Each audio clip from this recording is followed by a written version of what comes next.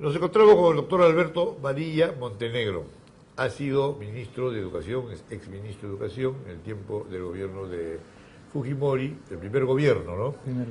Y queremos tratar el tema de la municipalización de la educación. Buenas tardes, doctor. ¿Cómo está? ¿Cómo está usted? ¿Cómo le va? Mire, la municipalización hay gente que está a favor, gente que está en contra, pero hace muchos años habían colegios municipales, en Miraflores había uno, colegio municipal justamente, y no sé, ahora creo que se ha convertido en nido, una cosa así, en vez de crecer se ha ido reduciendo, pero ¿usted encuentra bien Mire, el problema educativo involucra no solo la parte de instrucción, en cuyo caso las autoridades estatales a diferentes niveles tienen una responsabilidad muy grande, pero involucra también la parte familiar. ¿Por qué? Porque la instrucción sola es insuficiente para formar debidamente a un niño, a un joven. La parte segunda, la parte de familiar, tiene que darse, como su nombre lo dice, la parte educativa tiene que darse vinculada a la familia. Cuando yo fui ministro en el año 1992, presentamos un proyecto integral que comprendía 3 asuntos diferentes. En primer lugar, era darle más influencia a la comunidad en la gestión educativa. La segunda parte era establecer un sistema de premios para los mejores colegios, y la tercera parte es cambiar el sistema de apoyo que hace el Estado para con los colegios y reemplazarlo por un sistema en el cual cuanto mejor fuera el colegio, más iba a ser lo que recibía del Estado. Déjeme plantearlo en orden. El primero, fueron 3 decretos supremos que salieron en diciembre del 92. El primer decreto lo que establecía es la creación de unos consejos comunales de educación. Lo que se ha hecho en este gobierno, y yo quiero rendir homenaje por el esfuerzo que lo ha hecho y lo bien que se ha manejado, a una persona a quien no conozco, que es el ministro Chang. El ministro Chang ha logrado establecer una serie de reformas, y una de ellas es la capacitación. Pero nosotros estamos hablando de capacitación y no sabemos capacitación en qué, porque lo que se ha hecho es se ha desconcentrado el Ministerio de Educación. Entonces, lo que antes habían X mil funcionarios, ahora hay mucho más, porque en una enorme cantidad de municipalidades se ha creado este proyecto de municipalización, en el cual lo que yo le decía a usted antes, que es que la comunidad participe, no se da, sino simplemente son los mismos empleados que antes estaban en Lima, ahora están en Miraflores. Entonces, en ese sentido, la participación de la comunidad en el proceso educativo queda en cero, lo cual es lamentable, porque en este momento se pudo haber dado una cosa mucho más interesante. No sé qué, si no vamos a discutir las razones. Entonces, si nosotros lográramos que que la promoción de la educación de un distrito pudieran participar los líderes de la comunidad, pudieran participar no solo los empleados del sector de educación, sino el párroco, las comunidades religiosas, y no solo la Iglesia Católica, sino en aquella dependencia, en aquellas circunscripciones en las cuales hayan otras comunidades religiosas de importancia, que también hagan su aporte. Entonces, que pueda participar la Cámara de Comercio. Ya en este momento estoy viendo que la Municipalidad de Miraflores está sacando a concurso 3 cargos diferentes de cierta importancia, ya, pero si eso se hubiera organizado a tiempo con la Cámara de Comercio de Miraflores, entonces hubieran podido perfilar qué cosa es lo que se quiere y cómo es que se logra. Bien, ese es un punto. El segundo punto era reemplazar lo que el Estado da a los colegios. Hoy el Estado no da una cantidad global, sino en su presupuesto figura 1.100 soles para sueldo de fulano, 1.500 para sutano, no sé cuánto por consejo. Así es. Pero si el Estado pudiera decir, por cada alumno que tiene usted, yo le voy a dar 200 soles mensuales, entonces los colegios se esmerarían en tener un número mayor de alumnos. Claro. Y al tener un número mayor de alumnos, para tener ese número mayor de alumnos, tendrían los colegios que mejorar. Hoy los colegios como tales no sienten ninguna razón para mejorar, porque no hay si incentivo. mejoren o empeoren, Sí. todo va a continuar igual. Sí. Así es. Entonces, lo único que hemos hecho es hemos reproducido la burocracia en otro sistema. Y el tercero, nosotros, si el Estado quiere que la educación estatal mejore, hay que establecer incentivos para los profesores que no sean únicamente el sueldo. Claro.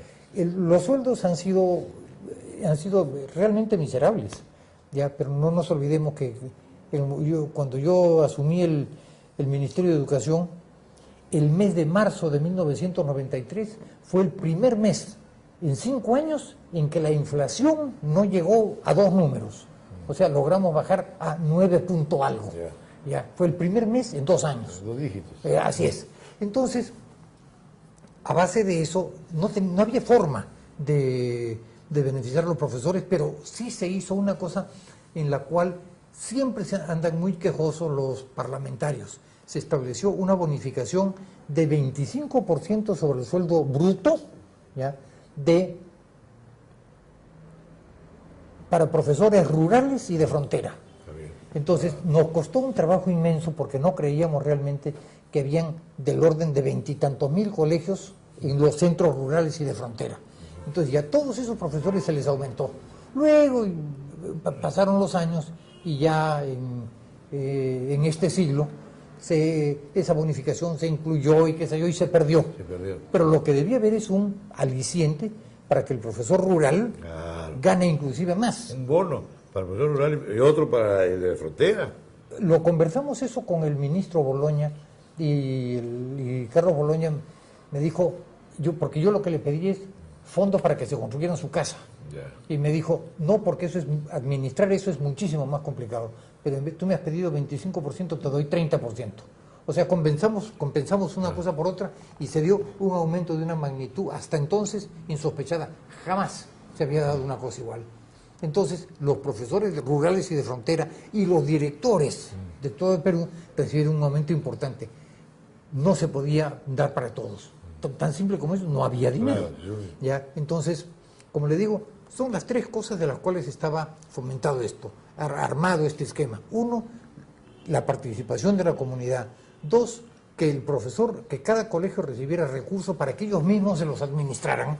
¿Ya? Y la tercera es el beneficio para los profesores. Muy bien, debe ser así, y yo no estoy de acuerdo con usted.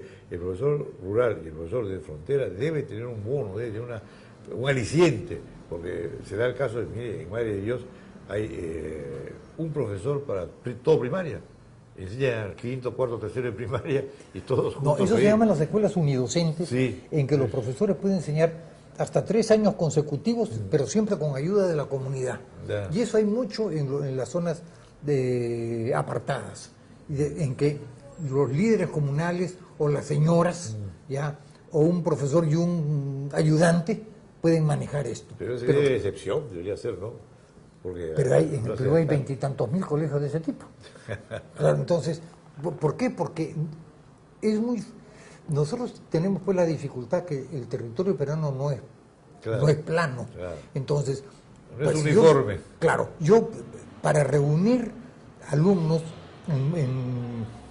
no es fácil reunir alumnos. Mire usted, en el año 92, 93, se quiso reunir a todos los alumnos que estaban alrededor del triángulo, del punto de intersección de Colombia, Ecuador y Perú. Ya eso me he olvidado. Caballacocha. Caballacocha está por el otro lado, no me acuerdo cómo se llama. La punta más. Así es. Entonces se quiso... Y Ñapari abajo. No, Ñapari, sí, pero sí, también. Esto se llama... De Bolivia, Perú y Cabo Brasil. Pantoja. Cabo Pantoja. Ya. Entonces se puso... Fue una cosa, digamos... de propaganda, pero no hay ningún inconveniente. Entonces se puso al ejército, marina, aviación y policía a que buscara todos los niños que podían recibir en ese punto apartado, ¿ya?, que pudieran recibir uniformes, libros, etcétera. No me acuerdo exactamente qué se les daba. Y solo se pudo reunir a 80 niños. Y entonces, cuando hablamos nosotros de la educación en Cabo Pantoja, 80 niños buscados así, con todo este sacados del monte, claro. Sacados del monte, claro. ya, eso significa pues que hay 4 en cuarto de primaria, claro. y 6 en quinto, claro. y entonces no se puede hacer una cosa así, y ahí sí es donde funciona la escuela unidocente. Unidocente, ¿no? Sí, claro, porque... Pero ese es un caso ya, digamos, glorioso, un caso que de última hora, ¿no? Porque, claro, pero, no es pero lo mire, recomendable. yo también estuve en el Putumayo, sí. en el río Putumayo, en un punto que se llama Estrecho. Ajá. Estrecho queda de Iquitos exactamente al norte. La parte más angosta incluso creo que... No, de Iquitos al norte. Ya. Imagínese una raya recta ya al norte, en el río Putumayo. En Estrecho tienen un colegio, un local para 800 alumnos.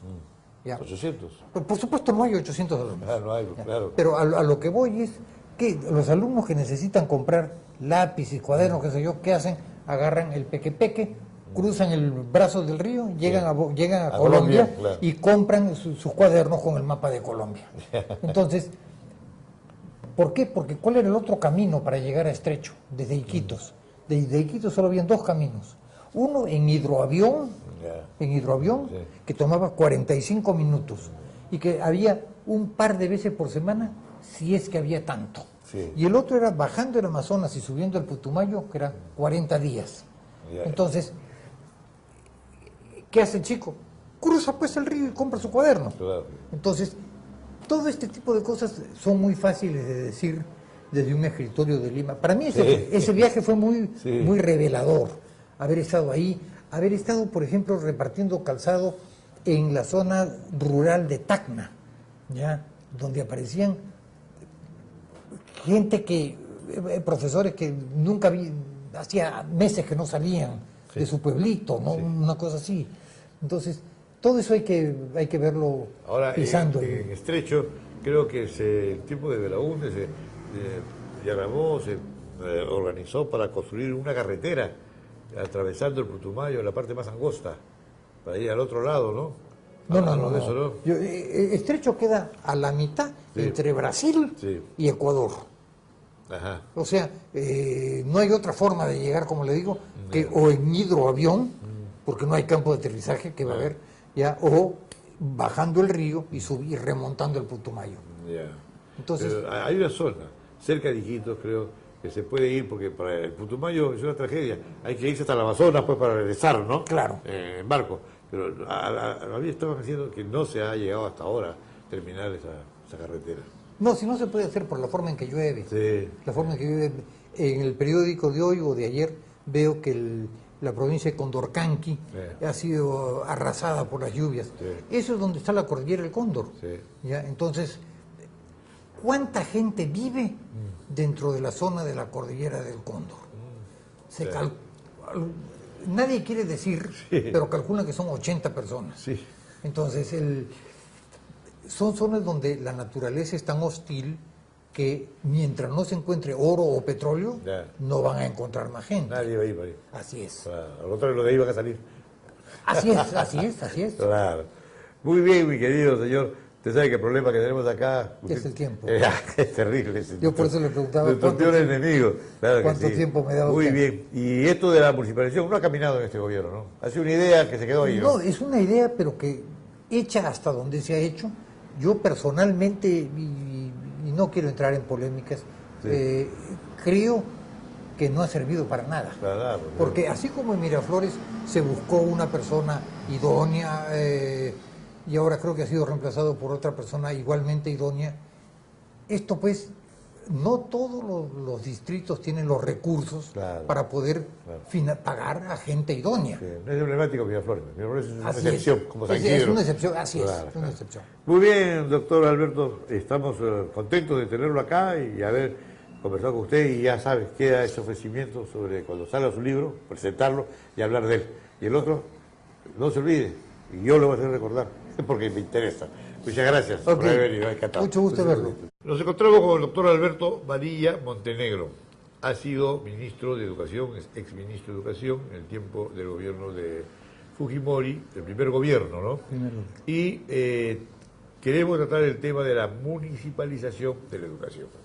Buenas tardes, doctor, ¿cómo está? ¿Cómo está usted? ¿Cómo le va? Mire, la municipalización hay gente que está a favor, gente que está en contra, pero hace muchos años habían colegios municipales, en Miraflores había uno, colegio municipal justamente, y no sé ahora... Cuestión educativa. La segunda parte era establecer un sistema de premios para los mejores colegios, y la tercera parte es cambiar el sistema de apoyo que hace el Estado para con los colegios y reemplazarlo por un sistema en el cual cuanto mejor fuera el colegio, más iba a ser lo que recibía del Estado. Déjeme plantearlo en orden. El primero, fueron 3 decretos supremos que salieron en diciembre del 92. El primer decreto lo que establecía es la creación de unos consejos comunales de educación. Lo que se ha hecho en este gobierno, y yo quiero rendir homenaje por el esfuerzo que lo ha hecho y lo bien que se ha manejado a una persona a quien no conozco, que es el ministro Chang.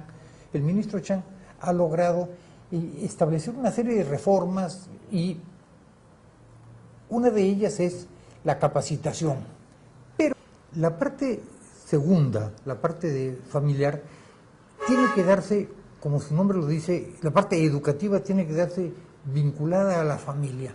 Cuando yo fui ministro en el año 1992, presentamos un proyecto integral que comprendía 3 asuntos diferentes. En primer lugar era darle más influencia a la comunidad en la gestión. Creo que se ha convertido en nido, una cosa así, en vez de crecer se ha ido reduciendo. Pero usted encuentra bien Mire, el problema educativo involucra no solo la parte de instrucción, en cuyo caso las autoridades estatales a diferentes niveles tienen una responsabilidad muy grande, pero involucra también la parte familiar. ¿Por qué? Porque la instrucción sola es insuficiente para formar debidamente a un niño, a un joven.